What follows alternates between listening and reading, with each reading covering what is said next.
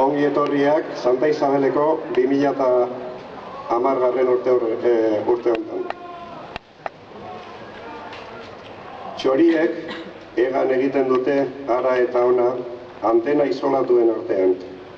Olatu upidagabei erronka botatzen, edo haizea orrazten.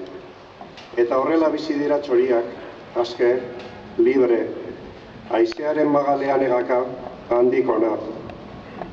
Itxasertz iluna batzutik sagarrondoen adazka zimurtuetara. Baina mago tituludun hodei haserretuek zeru urdina desagerrarazi dute. Samurtasun sentsazio tipiena ere sentiarazi barik. Eta bartarratzean ureztaturiko geranio gorriak ezetasunez zikatu dira. Hala ere, lasai, ekaitzaren ondoren beti dator barea, eta loreak akaso ematen dute fruiturik.